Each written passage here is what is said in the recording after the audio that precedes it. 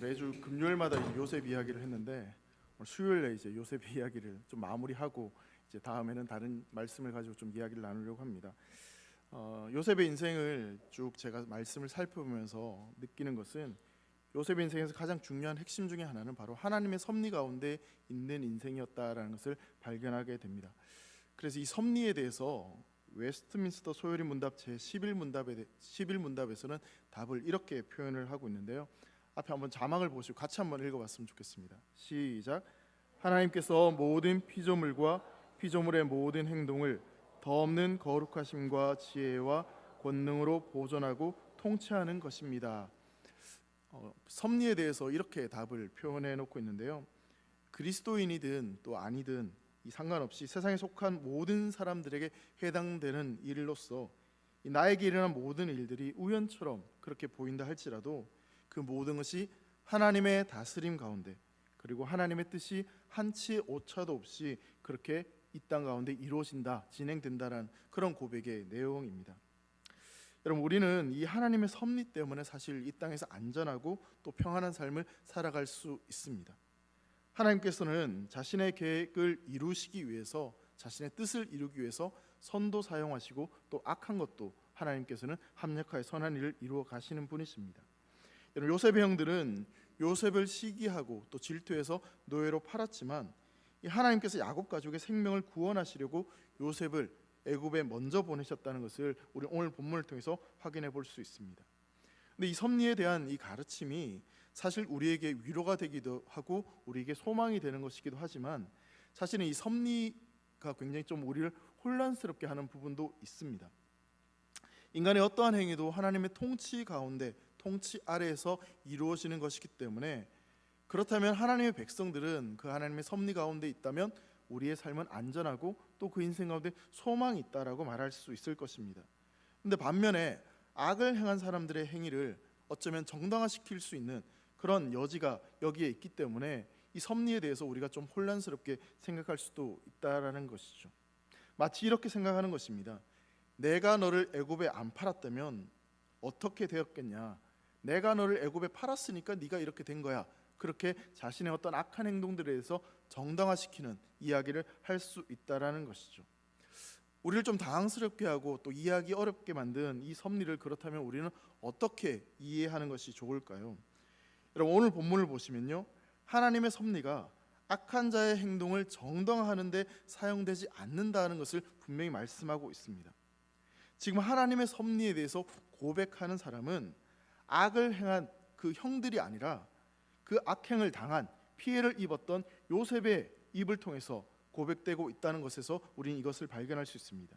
먼저 4절 말씀에 보면 이렇게 말씀하고 있죠. 요셉이 형들에게 이르되 내게로 가까이 오소서. 그들이 가까이 가니 이르되 나는 당신들의 아우 요셉이니 당신들이 애굽의 판자라. 이렇게 말하고 있습니다. 요셉이 먼저 자신의 정체를 밝히고 있고 자신을 당신들이 애굽의 판 사람이다라고 그렇게 이야기를 하고 있습니다. 요셉이 자신의 정체를 이렇게 밝히고 있는 것이죠. 자, 그리고 나서 요셉은 이 하나님의 섭리에 대해서 5절 말씀에 이렇게 고백을 하고 있습니다. 당신들이 나를 이곳에 팔았다고 해서 근심하지 마소서, 한탄하지 마소서. 하나님이 생명을 구원하시려고 나를 당신들보다 먼저 보내셨나이다 라고 이렇게 말씀하고 있습니다. 요셉은 지금 나를 애굽에 보낸 것은 당신들이 아니라 하나님이십니다 라고 말하고 있습니다. 나를 애굽의 총리가 되게 하신 분은 바로가 아니라 하나님이십니다. 나를 옥에 가두게 한 분도 하나님이시고 나를 술 맡은 관원과 떡 굽는 관원의 꿈을 풀어주게 하신 분도 하나님이시며 이 바로의 꿈을 해석하게 하신 분도 바로 하나님이시다라는 것을 고백하고 있는 것이죠. 즉 내가 지금 이곳에 있는 것은 당신들이 나를 팔았기 때문에 내가 이 애굽에 있는 것이 아니라 하나님께서 생명을 구원하게 하시려고 나를 이 땅에 먼저 보내주셨다라고 그렇게 고백을 하고 있는 것입니다. 요셉의 인생은 하나님의 손 안에, 하나님의 섭리 안에 있다는 것을 요셉이 이렇게 고백을 하고 있는 것이죠. 여러분, 세상 사람들이 자주 쓰는 말 가운데 우연히 그렇게 되었다, 아니면 뭐 재수가 없네, 아니면 운명의 장난이다, 타고난 팔자소관이야, 그런 이야기들을 자주 하기 마련입니다. 근데 여러분, 성도들은 또 믿음의 사람들은 그 모든 것이 우연히 어쩌다 운명의 장단처럼 이루어진 것이 아니라 바로 우리 인생에 일어난 모든 일들이 하나님의 섭리에 따라서 이루어졌다는 것을 고백할 수 있어야 됩니다. 모든 상황을 인간이 만드는 것 같고 세상이 그렇게 움직여지는 것처럼 보이지만 사실은 우리 인생 가운데 일어나는 모든 일들 하나하나 그 모든 일에 하나님이 개입하시고 하나님이 인도하신다는 사실을 우리가 믿고 고백할 수 있어야 된다는 사실입니다. 하나님의 손을 벗어나서 하나님이 컨트롤할 수 없는 어떤 변수에 의해서 인생이 굴러가는 것이 아니라 모든 것은 완전한 하나님의 계획과 하나님의 인도하심 가운데 하나님의 컨트롤하는 그 안에 있다는 것을 여러분 꼭 믿으시기 바랍니다. 그렇다면 여러분, 좋은 일이든 나쁜 일이든 우리가 이해할 수 있는 일이든 아니면 이해할 수 없는 일이든 하나님이 그 모든 것을 통치하고 다스리고 주관하신다고 여러분 고백하실 수 있으시겠습니까? 하나님은 모든 것을 주관하시고 그 하나님은 실수가 없으십니다. 여러분 믿으십니까? 내 인생의 성공뿐만 아니라 내 인생의 고난도, 힘든 일까지도, 어려움도 모두 하나님의 섭리 가운데 있습니다. 그렇기 때문에 여러분, 우리는 그 좋으신 하나님 앞에서 우리 인생 가운데 다가오는 고난이나 또 우리가 겪고 있는 실패나 어려움, 그런 일들로 인해서 낙심할 필요가 없고 또 반대로 성공했다고 해서 교만할 필요도 없습니다. 고난이 왔다고 해서 낙심할 이유도 없고 성공했다고 해서 교만할 이유도 전혀 없다라는 것입니다. 왜 그렇습니까? 고난이 오든 아니면 성공이 오든 그 모든 일을 누가 하신 것입니까? 바로 하나님이 하신 것입니다. 운이 없어서 그렇게 된 것이 아니라, 내가 실력이 없어서 그렇게 된 것이 아니라, 팔자에 그렇게 있는 것이 아니라 하나님께서 그 모든 것들을 주관하시기 때문에 내 인생 가운데 그 모든 일들이 일어난다는 사실을 여러분 꼭 믿으시기를 바랍니다. 오늘 본 말씀을 통해서 내가 이 자리에 있는 것, 내가 지금 살아있는 것, 내가 이곳에 있는 모든 것이 하나님의 선하신 뜻과 그 하나님 손길 가운데 있다는 사실을 우리가 믿음으로 고백할 수 있기를 간절히 소망합니다. 요셉을 애굽으로 형제들보다 먼저 보내신 이유가 분명 있었습니다. 여러분들의 자녀의 부모로 아니면 직장의 교회로 먼저 부르신 이유가 분명히 있다라는 사실이죠. 요셉의 형제들에게 나를 당신들보다 먼저 보내신 분을 고백하는 그 신앙의 고백이, 하나님이 하셨다는 그 신앙 고백이 바로 우리에게도 동일하게 이루어지기를 간절히 소망하는 것입니다. 먼저 여러분, 요셉이 지금까지 살아왔던 삶을 한번 좀 돌아보고자 합니다. 요셉의 인생을 우리가 좀 돌아보면 한마디로 말해서 참 기구했다, 참 이상한 인생이었다라고 그렇게 표현하는 것이 맞는 표현일 것 같습니다. 여러분, 요셉의 인생 전체를 쭉 돌아보면 크고 작은 일들이 참 많이 일어났지만 그 중에서도 요셉의 인생을 완전히 송두리째 뒤흔드는 큰 사건, 3가지 정도의 사건을 우리가 살펴볼 수 있을 것 같습니다. 사람들에게 있어서 크게 뒤통수 받는 굉장히 큼직한 일들, 그 3가지 일을 먼저 좀 살펴보려고 하는데요. 첫 번째는 형들에게부터 버림받는 일이 요셉에게 일어났죠. 친형들이 요셉을 애굽의 노예로 팔아버리는 겁니다. 창세기 37장 28절 말씀 보면 이렇게 말씀합니다. 형들이 요셉을 구덩이에서 끌어올리고 은 20에 그를 이스라엘 사람들에게 팔매 그 상인들이 요셉을 데리고 애굽으로 갔더라라고 말씀합니다. 아버지의 사랑을 받고 그렇게 정말 행복했던 이 소년이 어느 날 갑자기 노예가 되어버렸습니다. 그것도 자기 나라의 노예가 아니라 아주 먼 나라, 말도 통하지 않고 문화도 익숙하지 않았던 그 애굽이란 나라의 노예로 팔려가게 되는 것이죠. 하루아침에 너무나 절망스러운 그런 상황 가운데 처해버리고 말았던 것입니다. 여러분, 이게 좀 이해가 잘 안 되시면 이런 예를 들면 아마 쉽게 이해가 되실 것 같아요. 예를 드는 겁니다.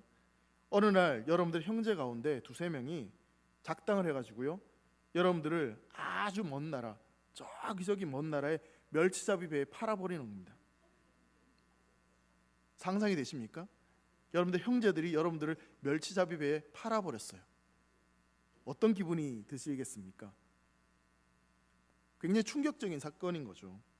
여러분, 이런 일들을 겪게 되면 사실 사람은 견딜 수 없을지도 모르겠어요. 자, 그런데 이 일만 겪은 게 아니라 두 번째는 보디발의 아내에게 억울한 누명을 쓰고 감옥에 갇히게 되죠. 창세기 39장 20절입니다. 이에 요셉의 주인이 그를 잡아 옥에 가두니 그 옥은 왕의 제수를 가두는 곳이었더라. 하나님 말씀을 지키고 하나님 앞에서 바로 살기 위해서 죄에서 벗어나려고 그렇게 살았던 요셉, 그 결과가 결국 감옥에 갇히는 일이 되고 말았습니다. 근데 이 감옥은 다시는 빠져나올 수 없는 정치범들이 수용되는 그런 악독한 감옥이었던 거죠. 전혀 소망이 없는 그런 곳에 갇히게 된 것입니다. 자, 그리고 이제 세 번째 사건이 그 감옥 안에서 역시 일어나게 되는데요. 술 맡은 관원한테 꿈을 해석해 주고 나서 당신이 복직되면 나를 꼭 기억해 달라고 그렇게 신신당부를 하게 됩니다. 그런데 그렇게 신신당부를 했음에도 불구하고 까마득하게 이 술 맡은 관원이 그것을 잊어버리게 되죠. 이렇게 요셉의 인생을 송두리째 뒤흔드는 그런 사건들이 요셉의 인생 가운데 일어났습니다. 낯선 땅에 노예로 팔려간 것도 부족해서 다시는 살아나올 수 있는 가망성이 전혀 없는 그런 절망적인 감옥에 갇히게 되는 그런 안타까운 상황이 요셉에게 펼쳐졌습니다. 그런데 참 요셉은 성실했던 게 그 감옥 안에서 어찌어찌 잘 적응을 했던 것 같습니다. 그리고 거기서 술 맡은 관원의 꿈을 해석해 줍니다. 그리고 이렇게 부탁을 하는 것이죠. 창세기 40장 14절과 15절 말씀입니다. 당신이 잘 되시거든 나를 생각하고 내게 은혜를 베풀어서 내 사정을 바로에게 아뢰어 이 집에서 나를 건져 주소서. 나는 히브리 땅에서 끌려온 자요 여기서도 옥에 갇힌 일을 행하지 아니하였나이다라고 이렇게 간절히 부탁을 했던 것입니다. 그리고 요셉의 그 예언대로 이 술 맡은 관원이 감옥에서 나가서 복직이 됩니다. 자, 그러면 이제 요셉이 다시 회복되거나 감옥에서 풀려날 기대를 할 수 있을 것인데 어떻게 된 일인지 이제나 저제나 계속 기다려도 2년 시간을 기다렸지만 아무런 소식이 들려지지 않습니다. 여러분, 요셉에게 일어났던 이러한 사건은요, 일생에 한 번만 경험해도 그 인생이 무너질 만한 그런 엄청난 사건들이었습니다. 이런 일들을 계속 경험하게 된다면 이제 더 이상 사람을 믿지 못하고 자신의 인생은 끝이 났구나 생각하면서 스스로 그 인생을 포기할지도 모르겠습니다. 그러다가 점점 폐인이 되어가는 거죠. 자, 그런데 이런 요셉의 이야기를 살펴보면 일반적으로 생각하는 것과는 다른 요셉의 삶의 특징들을 몇 가지 발견하게 됩니다. 먼저는 이런 엄청난 사건들이 있었음에도 불구하고 성경은 요셉의 감정이 어땠는지에 대한 기록이 전혀 나오지 않는다는 사실입니다. 다시 말하자면 요셉이 뭔가 불평했다, 뭔가 화를 냈다, 좌절했다, 원망했다 이런 표현이 성경에 나오지 않는다는 것입니다.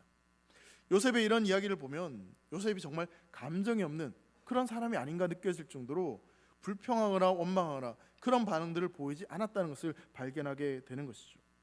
그리고 또 한 가지 특징은 요셉은 그러한 상황에 처했음에도 불구하고 자신에게 주어진 아무리 작은 일이라 할지라도 그 일 앞에서 최선을 다하고 신실하게 일을 했다라는 사실입니다. 여러분, 요셉은 형들에 의해서 지금 애굽의 노예로 팔려왔습니다. 그렇다면 여러분, 노예라는 신분 속에 어떤 희망과 어떤 소망을 가질 수 있겠습니까? 여러분, 생각해 보세요. 노예가 열심히 일을 해요. 그럼 노예가 열심히 일을 하면 어떻게 될까요? 노예에서 뭔가 신분이 달라집니까? 노예 가운데 집사 정도 되겠죠. 근데 결국 노예입니다. 자, 그러면 노예가 열심히 일을 하면 상여금이 있을까요? 없을까요? 줄 필요가 없죠. 노예인데 뭐하러 줍니까? 노예가 열심히 일을 하면 그럼 자유인이 되겠습니까? 아닙니다. 무슨 말씀을 드리냐면 노예란 신분에게는 신분 속에는 아무런 미래가 없습니다. 아무런 소망이 없는 거예요. 그러니 그냥 열심히 일을 해도 그만, 안 해도 그만, 그냥 대충 해도 어차피 노예이고 뭐 내일도 노예이고 1년 뒤에도 노예니 그렇게 일을 하는 거죠. 그러니 여러분, 우리가 흔히 쓰는 말 가운데 노예 근성이다 이런 말을 하는 거 아니겠습니까? 근데 요셉은 달랐죠. 요셉은 노예가 됐는데 노예처럼 일하지 않고 진짜 자기 일처럼 그렇게 성실하게 일을 했습니다. 또 다른 요셉의 그 삶의 특징은요, 불의와 타협하지 않는 삶이었다라는 것이에요. 선을 결코 넘지 않았어요. 창세기 39장 9절 말씀 보면요, 이렇게 말씀하고 있습니다. 이 집에는 나보다 큰 이가 없으며 주인이 아무것도 내게 금하지 아니하였어도 금한 것은 당신뿐이니 당신은 그의 아내임이라. 그런즉 내가 어찌 이 큰 악을 행하여 하나님께 죄를 지으리까라고 말하고 있습니다. 보디발의 아내가 유혹했을 때 그 요셉이 했던 말 일이 이것입니다. 하나님 앞에서 나는 죄를 지을 수 없다, 타협할 수 없다, 선을 넘을 수 없다라고 이야기를 하는 것입니다. 여러분, 왜 요셉이 이렇게 원망하지도 않고 또 자기에게 주어진 아무리 사소한 일이랄지라도 그렇게 충성을 다하고 그리고 그렇게 힘들고 어려운 상황 가운데서도 불의와 타협하지 않았는지, 왜 그런 인생을 선택하며 살았는지에 대해서 여러분 오늘 본문 5절 말씀은요 정확하게 이렇게 기록을 하고 있습니다. 여러분 5절 말씀을요 우리 다 같이 이제 한 목소리로 함께 읽도록 하겠습니다. 시작. 당신들이 나를 이곳에 팔았다고 해서 근심하지 마소서. 구원하시려고 나를 당신들보다 먼저 보내셨나이다. 여러분, 요셉이 왜 그렇게 정직하게 그리고 작은 일에도 충성스럽게 원망하지 않고 그렇게 살았는지에 대해서 성경은 우리에게 이렇게 말씀하고 있습니다. 자기들이 팔았던 요셉이 애굽의 총리로 형제들 앞에 나타났습니다. 형제들이 이때 얼마나 많이 놀랬겠습니까? 그 상황 가운데 요셉은 형제들에게 근심하지 말라라고, 한탄하지 말라고 이야기를 합니다. 그리고 이렇게 이야기하는 거죠. 나를 애굽에 보낸 것은 형들이 아니라 하나님이시고, 나를 감옥에 들어가게 한 것도 보디발의 아내가 아니라 하나님이십니다라고 고백하고 있습니다. 술 맡은 관원이 나를 잊어버린 것도 모든 것이 하나님의 계획이었고, 내가 애굽의 총리가 된 것도 바로 하나님의 섭리 가운데 일어난 하나님의 계획이었다라고 말하고 있는 것입니다. 그러니까 요셉은 자신의 어떤 상황과 자신의 감정에 그렇게 집중하는 것이 아니라 오로지 하나님께 집중하고 있습니다. 하나님이 하셨다는 그 믿음을 가지고 어떤 일을 당하든지 간에 그 일 때문에 원망하거나 좌절하거나 아니면 내가 애굽의 총리가 되었다고 해서 교만하거나 그럴 이유가 전혀 없었다는 것이죠. 실수가 없으신 그 하나님, 완전하신 그 하나님께서 자기를 그 자리에 두셨기 때문에, 모든 것이 하나님께서 하신 일이기 때문에 요셉이 원망할 필요도 또 교만할 필요도 없었다라고 이야기하고 있는 것입니다. 요셉은 그러한 믿음이 있었기 때문에 원망하지 않았던 것입니다. 그러한 믿음이 있었기 때문에 불의와 타협하지 않고 하나님 앞에서 정직하게 살아가고자 최선의 노력을 다했던 것입니다. 사랑하는 성도 여러분, 이 땅에 일어난 모든 일들이 인간이 만드는 것 같지만 실은 하나님이 하나하나 개입하시고 계심을 여러분 꼭 믿으시기 바랍니다. 하나님의 자녀들 한 명 한 명 그 인생 가운데 하나님의 섬세한 섭리가 있다는 사실을 여러분 꼭 기억하시기 바랍니다. 여러분, 우리가 이 하나님의 섭리에 대해서 좀 이야기를 할 때 몇 가지 우리가 좀 기억하고 생각해야 될 것들이 있습니다. 첫 번째로는요, 여러분 하나님께서 섭리하시는 일은 크고 엄청난 일만 섭리하시는 것이 아니라 아주 작고 평범한 일까지도 모든 것을 섭리하신다는 사실입니다. 우리는 생각합니다. 크고 엄청난 일들, 기적 같은 일들, 그런 일들은 하나님이 섭리하시고 내 인생을 과연 하나님께서 기억하실까? 내가 만나는 사람 한 사람, 내게 일어난 모든 일들 하나하나 그 모든 것이 하나님의 섭리 가운데 있을까? 그렇게 생각할 수 있습니다. 하지만 우리가 분명히 기억해야 될 것은 크든 작든 하나님의 백성들 가운데 일어나는 그 모든 일들, 우리가 만나는 모든 사람들, 우리에게는 그 모든 일들이 오직 하나님의 섭리와 하나님의 계획 가운데 있다는 사실을 여러분 기억하시기 바랍니다. 두 번째로요, 우리가 하나님의 섭리에 대해서 생각해야 될 것은 이 하나님의 섭리에 대해서 우리가 그 순간 바로 알지 못할 때가 있다라는 사실입니다. 시간이 지나고 난 뒤에 비로소 이것이 하나님의 섭리였다라는 것을 발견하는 경우들이 있다라는 사실입니다. 왜 하나님이 나를 이렇게 힘들게 하셨는지, 왜 나를 이곳에 두셨는지, 왜 내 인생이 그렇게 힘들고 어려운 일들을 겪게 하셨는지 그 순간 이해하지 못하는 순간들이 분명 있을 수 있습니다. 여러분, 하나님의 섭리라는 것은요, 인간의 노력이나 인간의 어떤 생각으로 알 수 있는 그런 것이 결코 아닙니다. 요즘 여러분 컴퓨터를 검색하면 여러분들이 알고 있는 정보들을 다 찾으실 수 있을 거예요. 유튜브를 살펴보면 필요한 정보를 다 얻을 수 있을 것 같아요. 그런데 여러분, 하나님의 섭리는요, 아무리 인터넷 검색을 해도 유튜브를 아무리 봐도요, 우리가 알 수 없습니다. 우리의 상식과 우리의 생각을 뛰어넘어서 하나님은 일하시기 때문에 그렇습니다. 따라서 여러분, 믿음의 사람은 어떤 사람이겠습니까? 그렇게 우리 인생 가운데 우리가 알 수 없는 놀라운 일들을 매 순간순간 경험하고 그것을 발견하고 그것을 믿고 그렇게 맛보며 살아가는 사람이 바로 믿음의 사람인 것입니다. 믿음의 사람들은 이해할 수 없는 억울하고 분한 일을 겪는다 할지라도 슬퍼하거나 낙담하지 않습니다. 왜냐하면 이 모든 사건 하나하나 가운데 분명한 하나님의 계획과 섭리와 뜻하심이 있기 때문에 그런 것이죠. 로마서 8장 28절에 이렇게 말씀하고 있습니다. 우리가 알거니와 하나님을 사랑하는 자 곧 그 뜻대로 부르심을 입은 자들에게는 모든 것이 합력하여 뭘 이룬다고요? 선을 이루시니라. 사랑하는 성도 여러분, 우리 인생 가운데 그 모든 일들 지금 내가 알 수는 없지만 우리가 인생을 돌아보면 그 모든 것이 하나님이 합력하여 선한 일을 이루셨다는 것을 고백할 수 있기를 간절히 소망합니다. 세 번째로 여러분, 하나님의 섭리를 우리가 이해하는 데 있어서 중요한 것은요, 하나님의 섭리는 하나님이 우리에게 보여주시는 것만큼 볼 수 있다라는 사실입니다. 여러분, 마치 자녀가 어릴 때 아무리 부모가 다 설명을 해줘도 이해하지 못하는 것처럼 때론 우리도 하나님이 아무리 설명을 해줘도 우리가 영적으로 무지하기 때문에 깨닫지 못하는 그런 일들이 있을 수 있다라는 것이죠. 그래서 여러분, 이사야 55장 8절 9절 말씀 보면 이렇게 말씀합니다. 이는 내 생각이 너희의 생각과 다르며 내 길은 너희의 길과 다름이니라. 여호와의 말씀이니라. 이는 하늘의 땅보다 높음 같이 내 길은 너희의 길보다 높으며 내 생각은 너희의 생각보다 높음이니라. 우리가 다 알지 못하지만 지금 우리가 해야 될 일은요, 다 알지 못한다 할지라도 그 하나님의 부르심과 하나님의 뜻을 온전히 신뢰하고 우리가 할 수 있는 한 걸음 한 걸음을 내드리며 그렇게 하나님을 바라보며 나아가는 것이, 그것이 바로 하나님의 섭리를 믿는 하나님의 백성들의 그런 순종하는 모습임을 기억하시기를 바랍니다. 그리고 여러분, 네 번째로요, 하나님의 섭리를 믿는 자를 하나님은 반드시 높여주신다는 사실입니다. 여러분, 문을 여시는 분도 하나님이시고요, 문을 닫으시는 분도 하나님이십니다. 우리를 높이시는 분도 하나님이시고 우리를 낮추시는 분도 하나님이시다라는 사실입니다. 여러분, 생각을 해보면 술 맡은 관원을 만나지 못했다면 여러분, 요셉이 애굽의 총리가 과연 될 수 있었을까요? 또 감옥에 가지 않았다면, 갇히지 않았다면 술 맡은 관원을 만날 수 있었겠습니까? 아니, 애굽에 팔려가지 않았다면 감옥에 갇히는 일이 일어나지도 않았을 것입니다.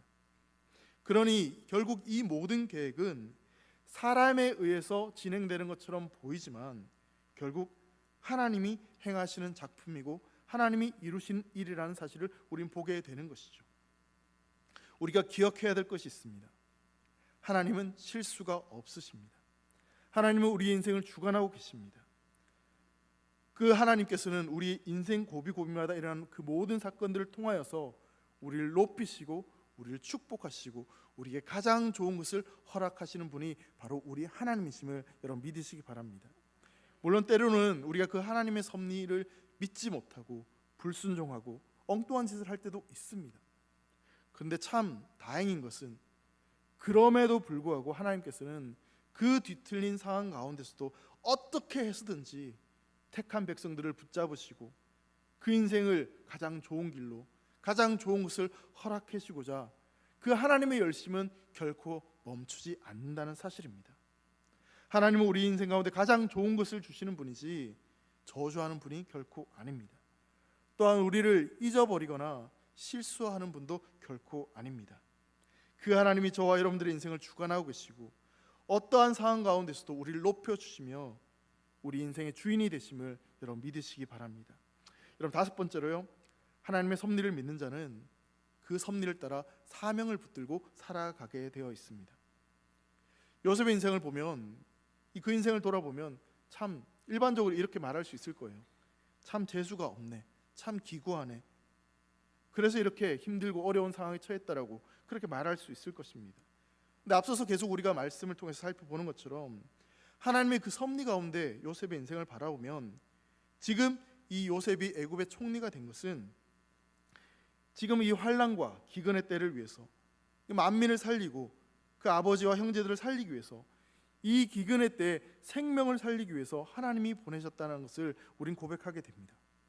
요셉은 그 하나님의 섭리 가운데, 즉 하나님의 사명을 이루기 위해서 지금 이 자리로 보냄을 받았다는 사실입니다. 우리는 쉽게 이렇게 생각합니다. 내가 높은 자리에 올라가면 내가 능력이 있어서 이 자리에 온 것이라고.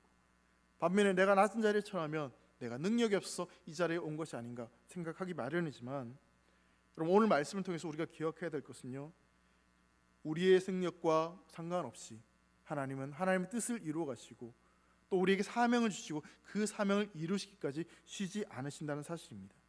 그래서 요셉은 7절과 8절 말씀에 이렇게 고백을 하고 있습니다. 하나님이 큰 구원으로 당신들의 생명을 보존하고 당신들의 후손을 세상에 두시려고 나를 당신들보다 먼저 보내셨으니 그런즉 나를 이리로 보낸 이는 당신들이 아니요 하나님이시라. 하나님이 나를 바로에게 아버지로 삼으시고 그 온 집의 주로 삼으시며 애굽 온 땅의 통치자로 삼으셨나이다 라고 말씀하고 있습니다. 요셉은 자기가 잘나서 자기가 능력이 있어서 뭔가 자기의 이름을 높이기 위해서 호의호식하라고 그래서 애굽의 총리가 된 것이 아님을 분명히 알고 있습니다. 하나님이 자신을 애굽의 온 땅의 통치자로 그렇게 세우셨다는 것은 지금 자기 자랑을 그렇게 이야기하는 것이 아닙니다. 하나님이 큰 계획을 가지고 자기를 도구로 쓰시기 위해서 애굽의 총리로 삼으셨다는 것을 고백하고 있는 것입니다. 또한 자신의 애굽의 총리가 되었다는 것을 알림을 통해서 하루라도 빨리 이 아버지 야곱에게 야곱이 내려오게끔 애굽에 오게끔 하기 위해서 지금 자신이 온 땅의 통치자로 세워졌다는 것을 이야기하고 있는 것이죠. 즉 생명을 살리기 위해서 생명을 구하기 위해서 내가 이 자리에 세워졌다라는 것을 그렇게 지금 이야기하고 있는 것입니다.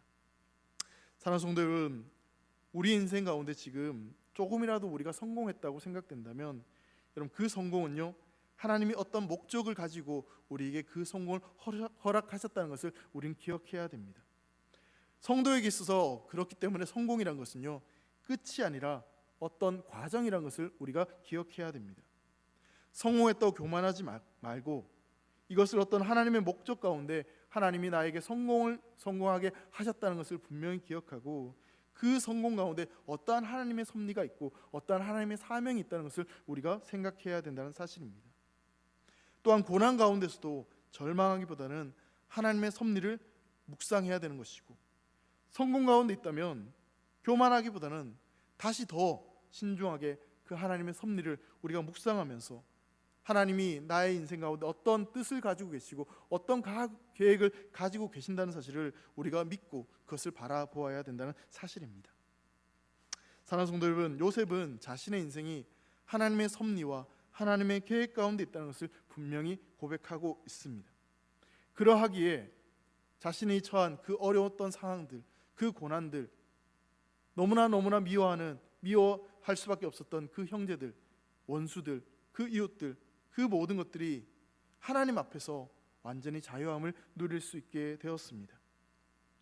요셉이 결국 깨달은 것은 자신이 이런 상황에 처하게 된 것은 하나님께서 생명을 구하기 위해서 생명을 얻게 하기 위해서 자신을 그 자리로 보내주셨다라고 그것이 바로 하나님의 섭리였다라고 고백을 하고 있습니다. 정말 이해할 수 없는 일들이 그의 인생 가운데 일어났고 인생을 정말 송두리째 뒤흔들 만한 그런 일들이 일어났습니다. 종살이도 했고요, 옥살이도 했습니다. 억울한 과정을 거쳤습니다. 기대했던 모든 것들이 한순간에 무너지는 것도 경험을 했습니다. 근데 그 모든 일들을 경험하고 그 뒤에 요셉이 한 가지 깨달은 것은 그 모든 것이 하나님의 섭리 가운데 있었던 일이었고 그 일을 통해서 하나님께서 요셉 자신에게 주신 사명이 바로 생명을 살리는 사명이었다는 것을 발견하게 되는 것입니다. 사랑하는 성도 여러분, 우리 역시 요셉이 그렇게 보냄을 받은 것처럼 우리도 이 땅에 보냄을 받은 자들입니다. 가장 먼저는 여러분들의 가정에 보냄을 받은 자들입니다. 남편과 아내에게 그리고 자녀들에게 그 생명을 구원하기 위해서 그 영혼들을 얻게 하기 위해서 하나님께서 우리를 먼저 우리의 가정에 보내주셨음을 여러분 믿으시기 바랍니다. 또한 이 세상 가운데도 하나님이 우리를 먼저 보내주셨습니다. 하나님의 섭리를 고백하는 자로 살게 하기 위해서 직장으로, 교회로, 이 세상으로 우리 이웃들 가운데 하나님께서 우리를 먼저 보내주셨습니다. 여러분 우리를 왜 이렇게 먼저 보내주셨습니까? 바로 죽어가는 그 영혼들을 살리기 위해서 생명을 얻게 하기 위해서 하나님께서 우리를 보내주신 것입니다. 우리가 사는 곳에서 하나님의 백성으로서 죽어가는 소망 없는 자들에게 생명을 전하는 자로 소망이 없는 그 인생들 가운데 참된 소망을 전하는 자로 참된 기쁨을 모르고 살아가는 자들에게 진정한 기쁨을 가르쳐주는 그런 삶으로 살아가도록 우리를 먼저 보내주셨다는 사실입니다. 그렇게 먼저 우리를 부르신 그 이유에 대해서 베드로전서 2장 9절에 이렇게 말씀하고 있습니다. 한번 같이 읽겠습니다. 베드로전서 2장 9절 함께 읽습니다. 시작. 그러나 너희는 택하신 족속이요 왕 같은 제사장들이요 거룩한 나라요 그의 소유가 된 백성이니 이는 너희를 어두운 데서 불러내어 그의 기이한 빛에 들어가게 하신 이의 아름다운 덕을 선포하게 하려 하심이라. 여러분 믿으십니까? 우리를 먼저 보내신 이유가 바로 여기에 있습니다. 물론 여러분 그 부르심 보냄받은 그 사명의 삶을 살아가는 것이 결코 쉽지 않습니다. 여러분 요셉의 인생을 돌아보십시오. 그렇게 생명을 얻는 자로, 생명을 구원하는 자로, 그렇게 통치자로 서는 그 순간까지 요셉의 인생 가운데 얼마나 많은 어려움들이 있었습니까? 그런데 여러분 그 요셉이 그렇게 어렵고 힘든 환난과 어려움 가운데서도 끝까지 버티고 승리할 수 있었던 이유는 그 모든 것이 하나님의 섭리 가운데 있고 하나님에 대한 믿음이 있었기 때문에 그 모든 것들을 이겨낼 수 있었습니다. 하나님을 바라보며 인내했기 때문입니다. 그렇기에 여러분 우리도 우리의 사명을 온전히 감당하고 하나님께서 우리를 부르신 그 부르심에 우리가 전적으로 순종하기 위해서 우리는 예수 그리스도를 바라보며 살아가야 될 것입니다. 2023년 이제 한 해를 우리가 마무리하고 있습니다. 여러분 한 해를 돌아보시면서 우리 인생 가운데 참 어려운 고비들도 있었을 것이고요, 또 좋은 일들도 분명히 있었을 것입니다. 한 해를 돌아보면 그 모든 일들 가운데 우리가 고백할 수 있는 것은 그 모든 상황 가운데 하나님이 도우셨다는 것입니다. 내가 고통 가운데 신음하고 있을 때 그 순간 나의 작은 신음소리조차 들으시고 우리를 세밀하게 우리에게 필요한 것들을 공급하시며 우리를 여기까지 인도하신 그분이 바로 하나님이심을 우린 고백할 수밖에 없다는 사실이죠. 내 힘으로 도저히 해결할 수 없는 그 모든 곤란한 상황들, 어려움에 처했을 때 전능자 하나님의 손길이 우리 인생을 붙잡으시고 우리를 지켜주신 것입니다. 그 하나님의 섭리 가운데 이제 왜 그렇게 하나님께서 나에게 은혜를 베풀어 주셨고 또 때로는 고난을 허락하셨는지 여러분 우리를 향한 그 사명을 우리가 발견할 수 있기를 소망합니다. 때로는 우리가 버림받고 상처받고 억울한 일을 당하고 때로는 종살이도 하고요, 옥살이를 하고 이해하지 못하고 끊임없는 어려움들과 수고로움을 통과하는 것 같지만 여러분 그것을 통해서 하나님께서 결국 이루시고자 하는 일은 나를 통해서 내가 생명을 살리는 그 구원의 역사를 이루도록 하기 위해서 그렇게 우리를 훈련시키시고 우리를 만지시고 단련해 가신다는 사실을 여러분 꼭 믿으시기 바랍니다. 우리 인생을 돌아보며 우리가 고백해야 될 것은요 딱 한 가지입니다. 하나님이 하셨습니다. 여러분 믿으십니까? 하나님이 하셨습니다. 기쁜 일이든 슬픈 일이든 내 인생의 성공이든 실패이든 그 모든 일들 하나님이 하셨습니다.